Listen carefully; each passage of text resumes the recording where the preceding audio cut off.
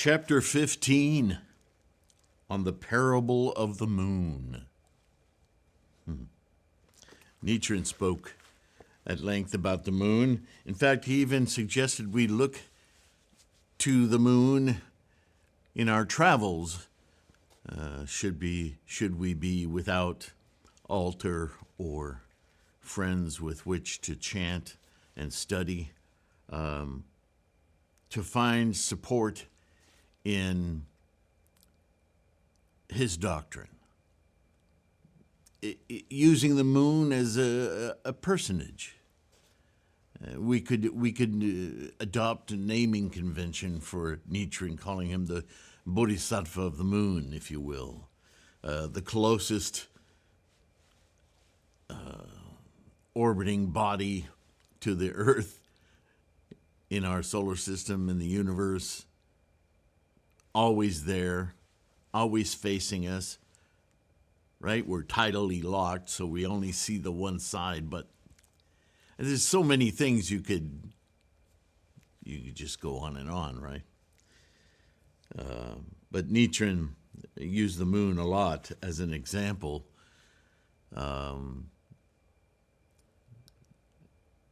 It's also, I want to remind you, a reminder, if you will, that we are not an independent thing, right? I recently posted a couple of documents.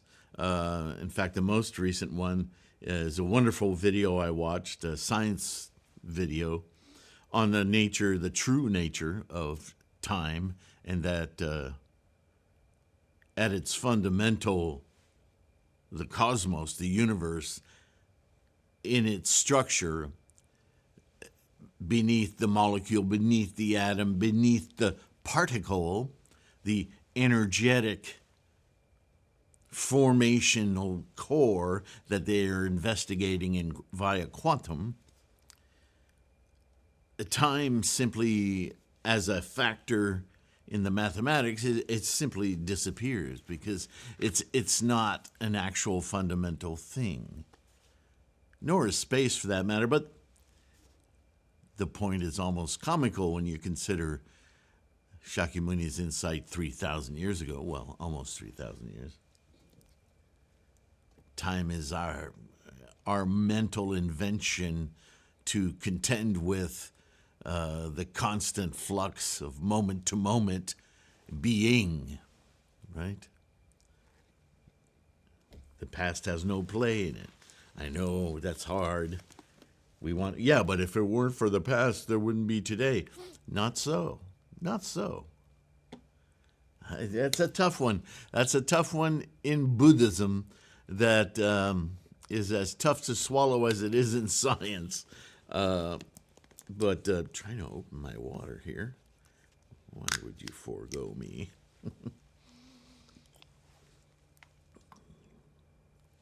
Everything is everywhere all the time. Even that statement sounds silly. Anyway, on the parable of the moon. And Shakyamuni is still talking to our good friend Bodhisattva Kashyapa. Namo Myoho Renge Kyo, Namo Myoho Renge Kyo, Namo Myoho Renge Kyo. Hi, friend. I hope this finds you in good health, secure.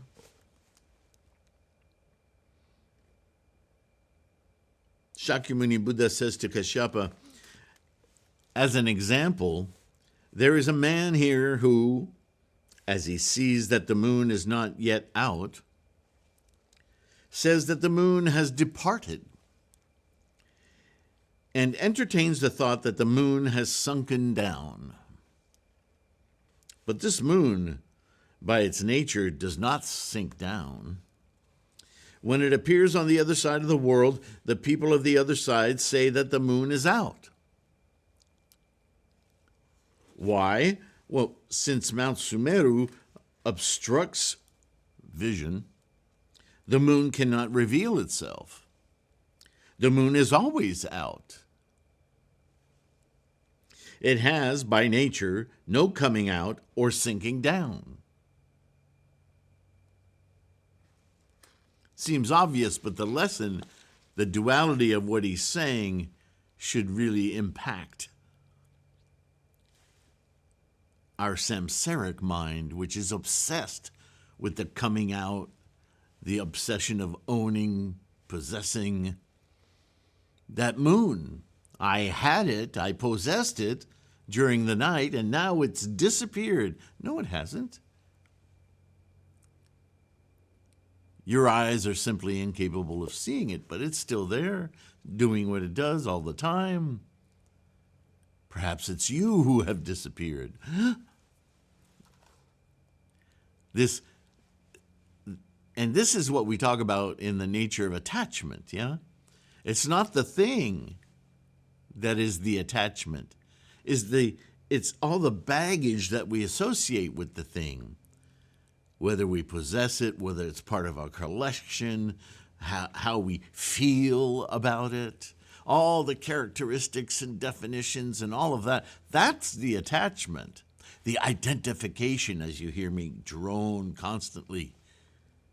Samsara is about identification, classification, all of it.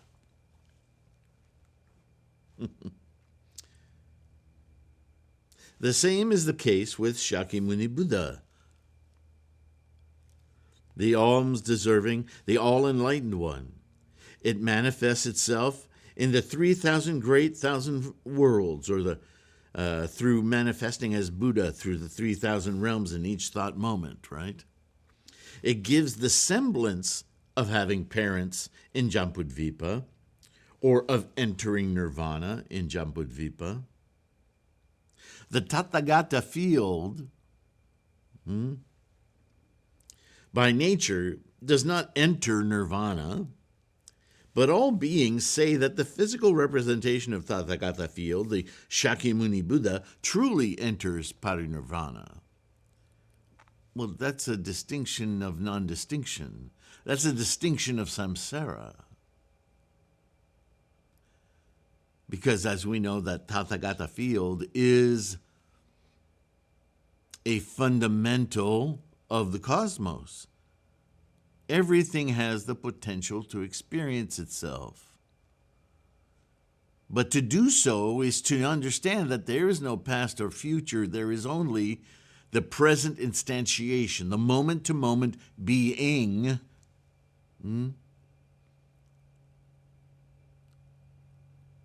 And if there was something that happened before, then it happened before in that discrete moment. No one's arguing that. It's the continuity that we have a problem with. That's that clinging part. That's when Shakyamuni talks about the clinging of the cycle of birth and death. Birth and death simply are the cycle is our obsession with connecting them endlessly. In this moment, birth. Look at everything as it is, the way it is, and you'll see how it works with everything else doing exactly the same thing. Starting to look for reasons why or how it will be, that's your vortex of samsara. It takes you right out of the moment.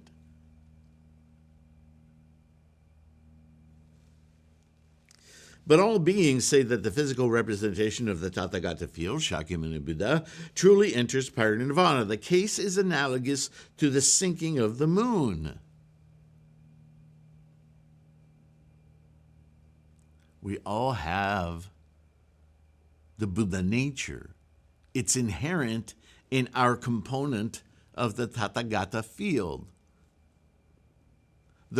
If you will, the quantum field, let's use it in modern parlance, of enlightenment. Like an electron,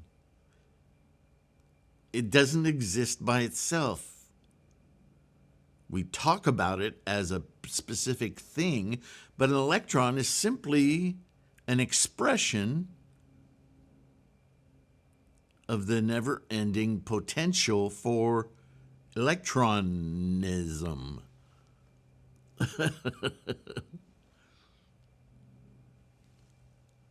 O good man, the Tathagata field, by nature, does not possess the nature of the cycle of birth and death. There it is.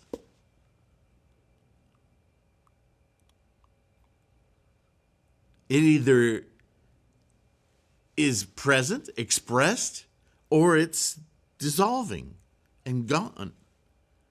Its potential is always. Whether it is or isn't is just a momentary expression of that potential. But to attach oneself is to put a prior to birth and an after the death. That's the illusion that all religions are built of. Stop obsessing with what isn't. That's all Buddha was saying. Stop obsessing about what is not and open your eyes to clearly perceive what is, what is, what is. And in perceiving what is, you will truly be.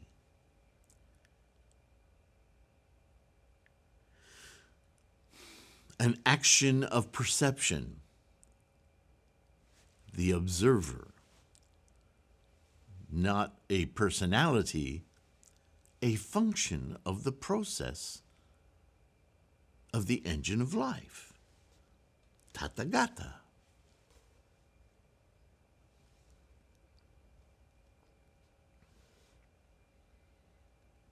To succor beings, it manifests Buddha's birth and death.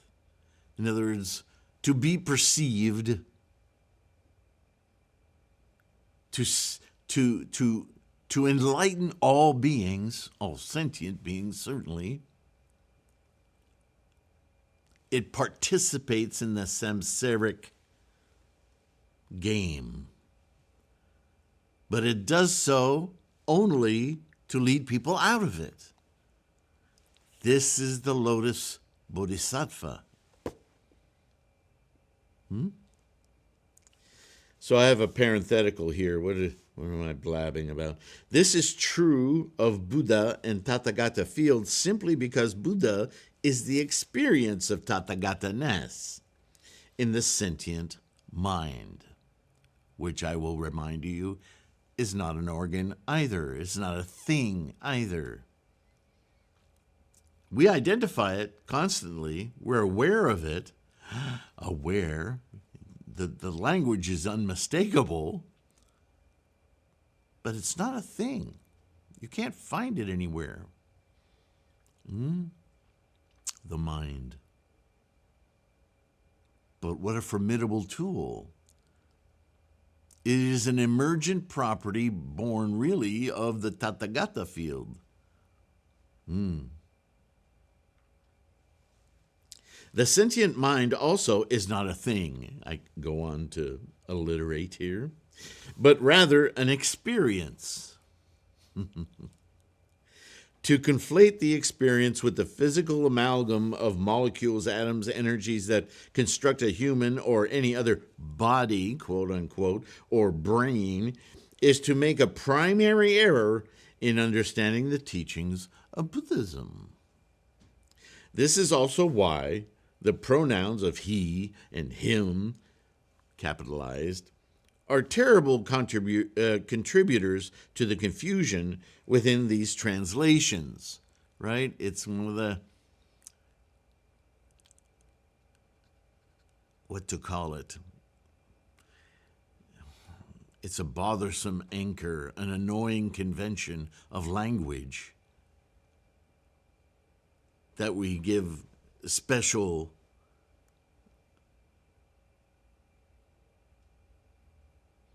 grammar to our possessions, our identifications.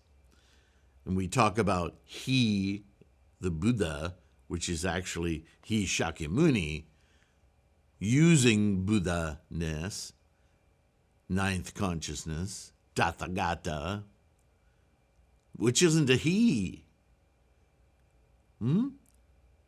It's an expression of potential.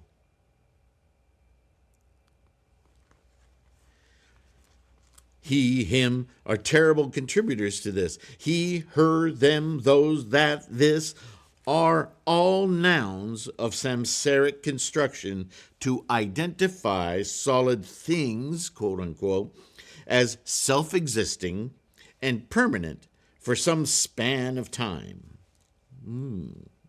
This extends the Mandarin duck parable by indicating that constantly abiding Tathagata field with the myriad manifestations of it throughout mankind as simple phases of the Tathagata field. Endless manifestations of observation, Buddhas in the sentience of the cosmos. So you understand my reference there. There's a little bit of a, I may try to clean that up. I'll put a question mark on it. A little bit of word salad there. But if you understood the last chapter, this is what Shakyamuni was talking about. Finding this inner other and giving it a persona, which is also his teaching style, because he understands this is what people would understand. This is the only way they can visualize an idea. But he moves away from it eventually. Certainly in the Lotus Sutra, he castigates those who are still stuck on that kind of thinking. And yet, how do we use language to talk about this? This is why he says, the truth of this can only be understood amongst Buddhas. In other words, when you enlighten your mind, when you open your ninth consciousness, when you invoke your Buddha nature, your ninth consciousness, your Myoho Renge Kyo, then you'll get it. This is also the root of Nichiren's conversation about always opening our dialogue with others, especially fellow practitioners, with the Daimoku, and then closing with the Daimoku. Why did that convention come about? Because we're trying to knock on that door of the ninth consciousness and go, okay, lead the way. We're using our ninth consciousness to pay attention and drag the remaining 8 consciousnesses into that perceptive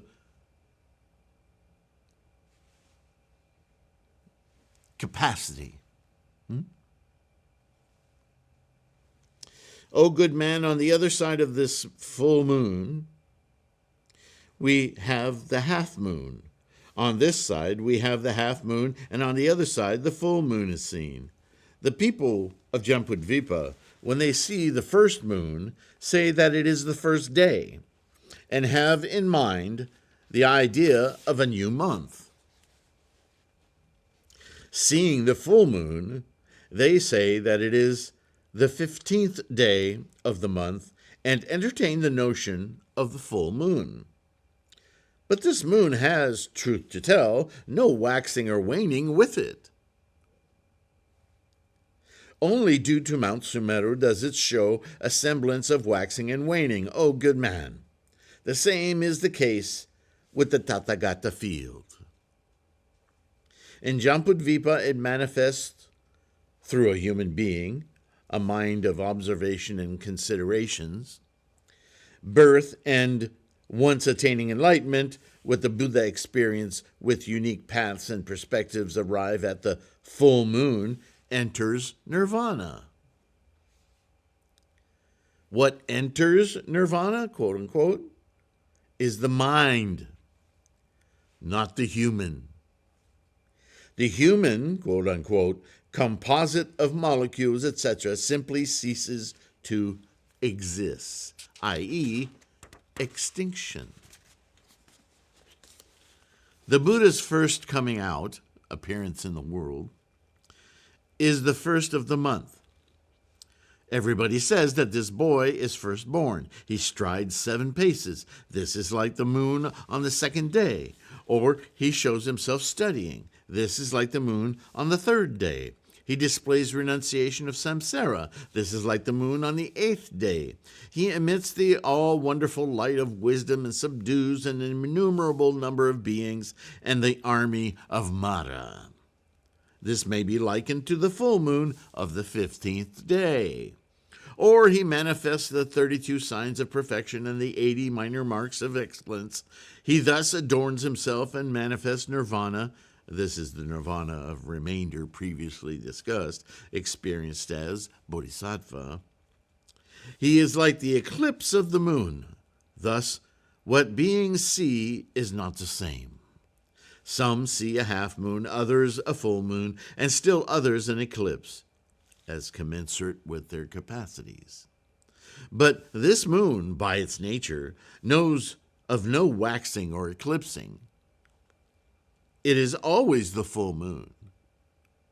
In other words, these are conventional terms we use simply to lay out the shadow of the earth upon the moon. Because the moon is always the moon. It doesn't change shape. It only changes in its illumination. The body, quote unquote, fundamental aspect of the cosmos through the engine of life, of the Tathagata field is like this: like the moon and never not like the moon, only experienced in the Saha world by varied perspectives. For this reason we say eternal or outside of time and unchanging.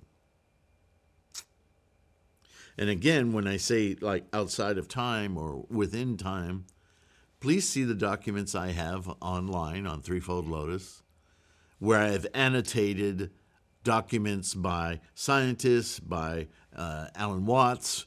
There's the newer links are the Tathagata time or Tathagata. There are 2 different links, 2 different papers. The Tathagata time one is the one that I'm referencing right now, but there are others, right? Also, next, our good man. For example, by the full moon, everything comes out or appears.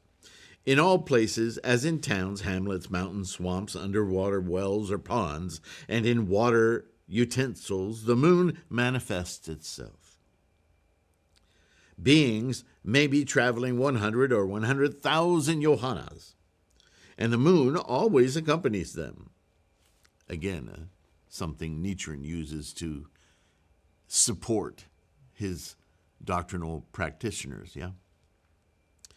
Common mortals and the ignorant think loosely and say, I see all such in the castle town, in the house, and here in the swampy ground. Is it true? Is it the true moon or not the true one? Each person thinks about the size of the moon and says, it is like the mouth of a kettle. Or a person says, it's like a wheel. Or some might say, it's like 45 yohanas in size. It's immense, right? All see the light of the moon. Some see it as round as a golden basin. The nature of this moon is one in itself, but different beings see it in different forms.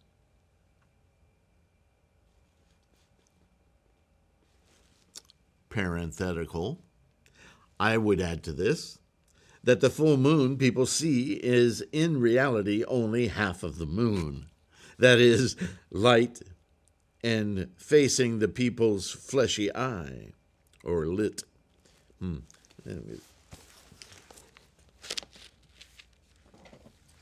going to change that. The other half, hidden from view, is like the hidden storehouse of the Dharma, always present but unseen. So somehow in this conversation of the moon, Shakyamuni is indicating that as well, but it's not as obvious, yeah? So when we look at the moon, we always see the same side because, as I said earlier, it's tidally locked tidal, Tidal, locked with the earth. So we never see the other side of it. But the other side of it gets sun, gets lighted, exists to everything outside of our orbit, yeah? And we've seen it with spaceships, satellites that we've sent out there to take pictures. But like Tathagata-ness, somebody who's reached enlightenment, a bodhisattva who has awakened the ninth consciousness, you can't see the ninth consciousness. You can't read it like a document, but it's there. And as it's there, we in samsara would take it to be part of the physical reality of the being we're viewing. And yet, the Buddha-ness, the Buddha of that individual, is that dark side. It's not dark, of course, but we call it dark because we can't see it. But that's just our limitation. It's not a limitation of, right? Okay. O good man, the same is the case regarding Shakyamuni Buddha. Buddha appears in the world via the sentient mind of individuals. Man and mind might think the Tathagata field is now before us and lives. The deaf and dumb see Shakyamuni Buddha as one deaf or dumb. Diverse are the languages which beings speak. Each thinks that Shakyamuni Buddha speaks as he or she speaks, or thinks, at my house, Shakyamuni Buddha received offerings. But Shakyamuni Buddha, as instantiating his Buddha-ness, excuse me, getting settled here, finally, is not him, the person, it's the state of mind, perception, experience, the Dharma. That has no time. It has no place. It coexists in the cosmos, in every speck and non-speck, right?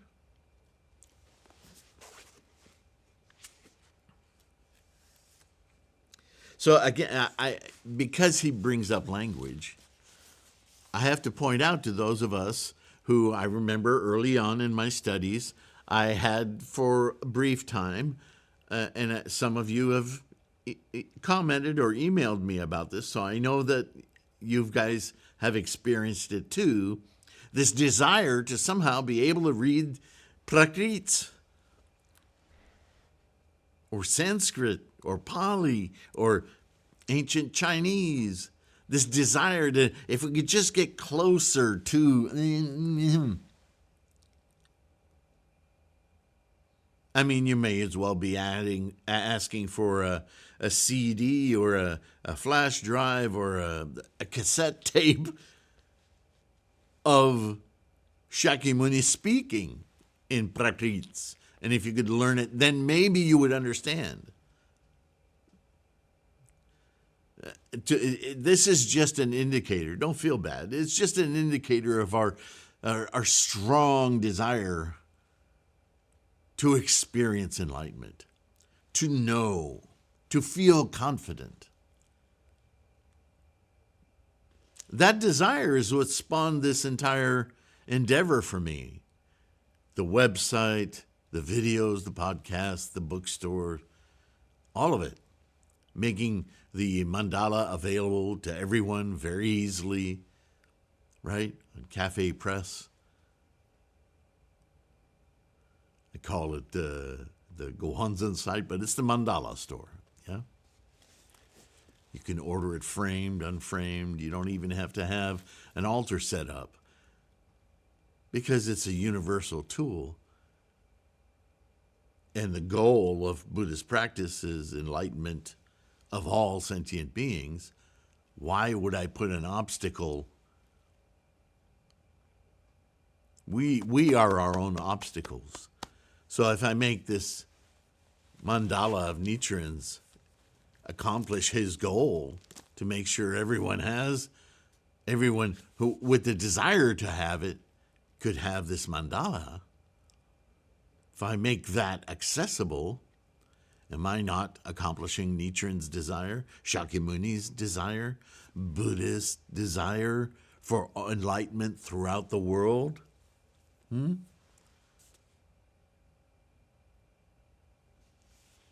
I got off track. Sorry.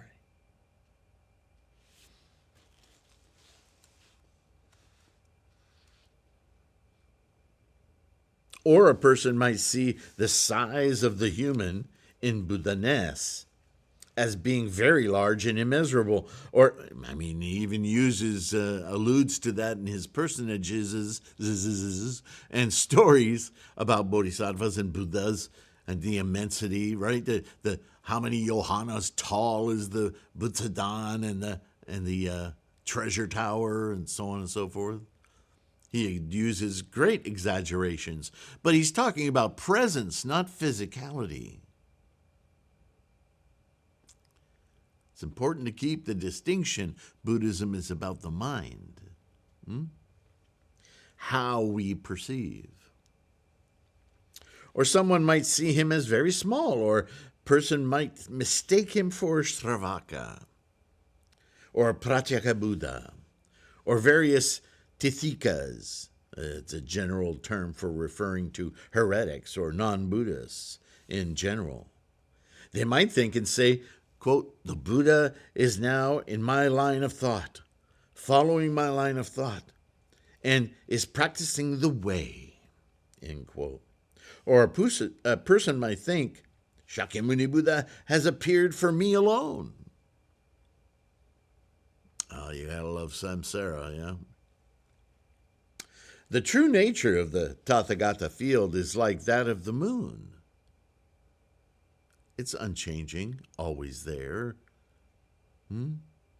But the way we perceive it, use it, talk about it, own it, that's on us, not the moon.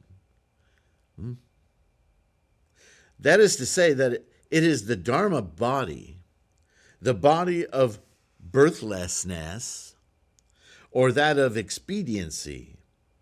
Tathagata field responds to the call of the world via the sentient mind, being innumerable in its manifestations. The original karma manifests itself in accordance with the differing localities. You, me, Betty, Bob. This is as in the case of the moon. For this reason, the Tathagata field is eternal or outside of time and unchanging.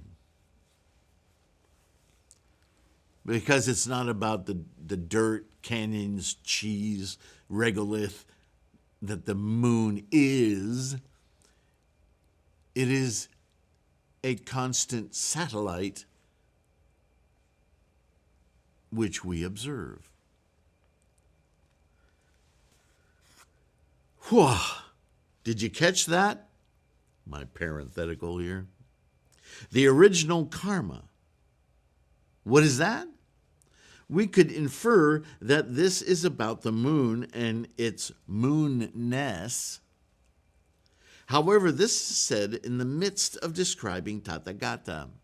So, to make sense of this, we must conclude that this is evidence of the engine of life, the primordial or priori amalgam of energies through the initiating formations, leading inexorably to the realms of form. The moon, like all other phenomena of the cosmos, are nascent in this manner. Tathagata is nascent in the sentient mind as Buddha, because the only way that you know something is by experiencing it. To experience Tathagata is Buddha. This is loosely alluded to in the lifespan of the Tathagata chapter of the Lotus Sutra. Now, I fully express to you that if you're familiar with the old sutras of Vairochana, that Vairochana Buddha was actually an attempt to define what we are now identifying as Tathagata or Tathagathaness. But Vairochana is full of so many personifications. How am I not saying that right? Anyway, I mean, there's an entire sutra dedicated to Vairochana, right? And many writings. But that was the concept he was introducing to get people to see this otherness. But today, in our modern parlance, I think it's far easier to discuss this immediate relationship between our samsaric saha self versus our primordial a priori constitution, if you will, of being with this consciousness of Tathagathaness. Because if you study Vasubandhu, for instance, he goes in such incredible detail on the consciousnesses of vision, the consciousness of taste, hearing, smell, sensation, yes?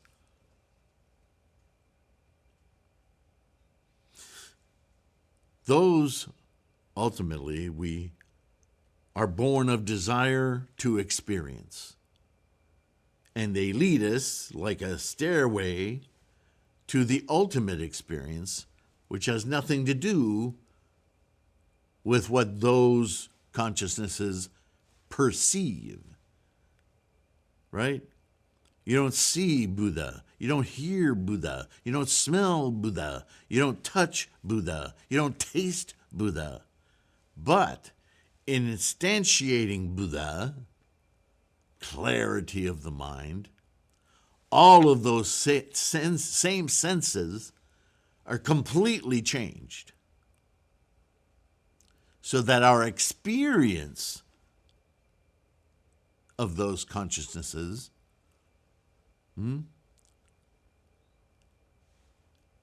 are elevated to their maximal sensation, experience. This is what we've discussed many times as the purification of the tongue, the purification of the nose, the purification, right? On and on and on. Trying to help people to understand, help us to understand that enlightenment is a complete paradigm shift of all the same senses that we have used ad nauseum to attach, to possess, to own, to manipulate, right? To accrue. When we perceive everything in the moment of its being,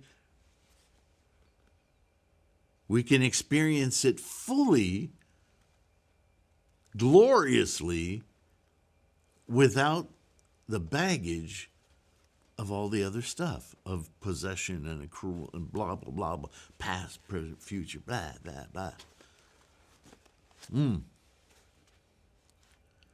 Enlightenment is about every perceptive fiber of our mind in moment to moment to moment to moment.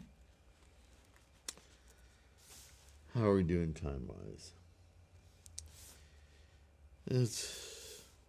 I'll do another paragraph and then we'll call it, okay?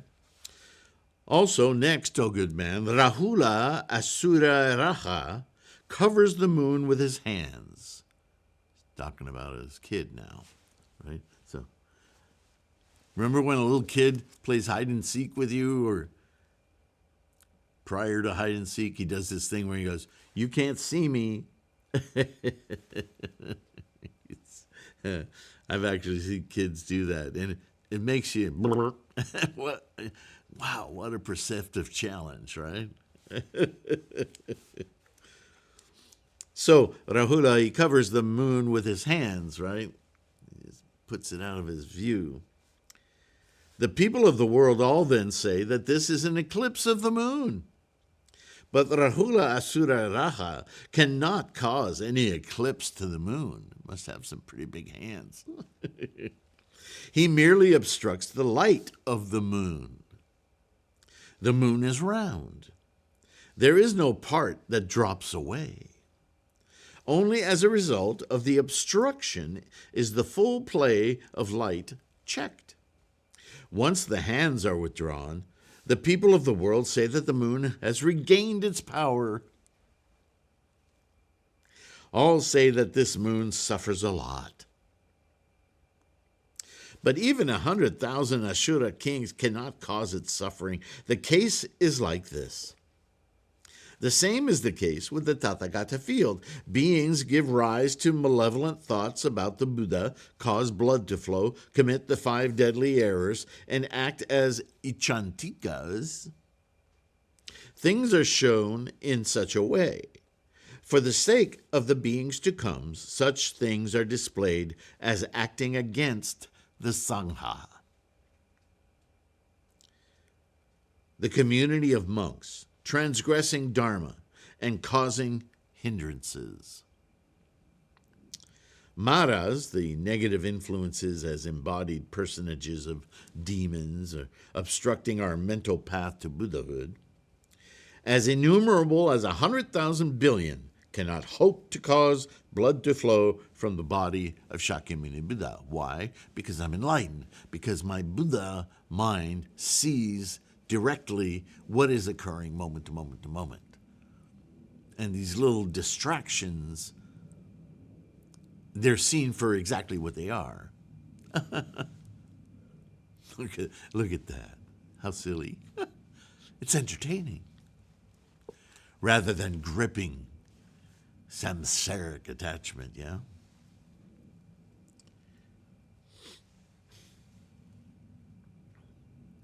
Why not? Why does not Mara's demons affect Shakyamuni Buddha? Well, because the body of the Tathagata field is not possessed of flesh, blood, sinews, marrow, or bones. The Tathagata field truly has no worry of disintegration. The Buddha mind cannot be hurt or damaged other than the individual who is using that mind, right? Beings say Dharma and Sangha have broken, disintegrated, dissolved, and the Tathagata is dead. But the Tathagata field by nature is all true, and there is no change or dissolution with it.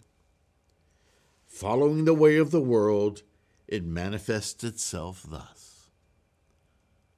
Right? To say that that person has no Buddha nature is like putting your hand in front of the moon and go, look, it's an eclipse.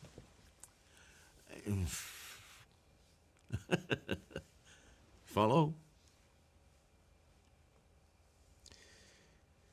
Two people have a fight with a sword and staff, cause bodily injury, and draw blood, and death results. But if they have had no thought or intention of killing, the karmic repercussions will be light, not heavy. The same is the case here. Even in a relation to Shakyamuni Buddha, if a person has no intention of killing him, the same applies to this action. It is light and it is not heavy. The same is the case with the Tathagata field. To guide beings in the days to come, Buddha displays karmic repercussions.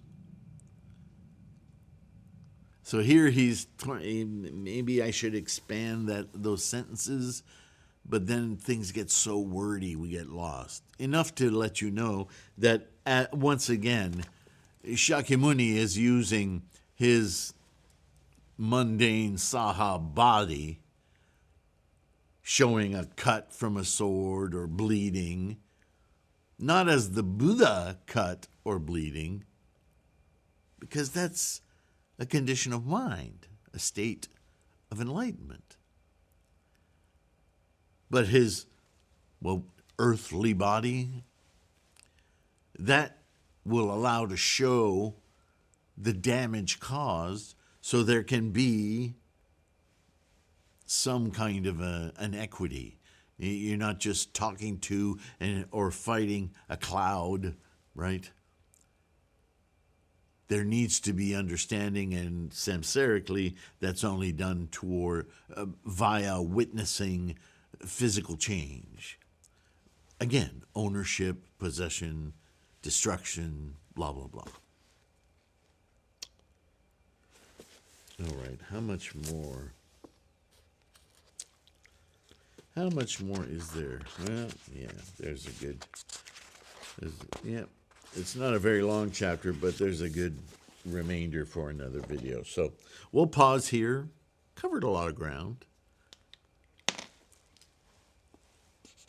The moon, like so many things in Buddhism, can be so iconographic and kind of fun to take apart. You notice, though, that whenever Shakyamuni chooses something like the moon, something large physically in our lives, he never ceases to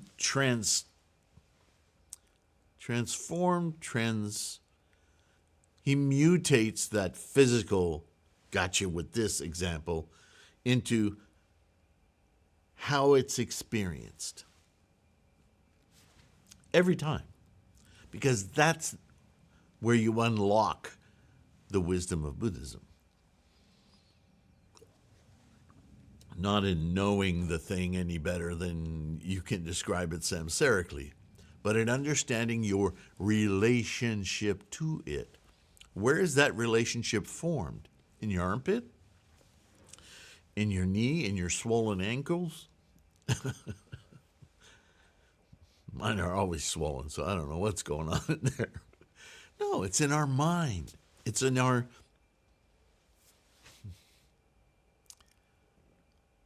You could break it down to actions, mental actions. All right. Thank you for listening. Thank you for being here. Thank you most wonderfully for your practice. Stay with it. Savor your practice. If you can support this endeavor, keep me hacking through my own words here to make sense and clarity.